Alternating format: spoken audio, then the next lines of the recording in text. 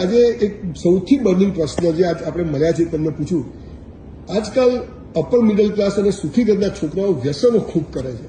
Upper middle એટલે મોટા ઘરના છોકરાઓ.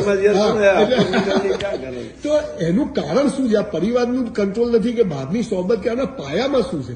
બહુ સીધું અને સિમ્પલ ગણિત છે. તમે દુનિયાના, હું ચેલેન્જેબલ જવાબ દઉં છું, સારો જવાબ દઉં.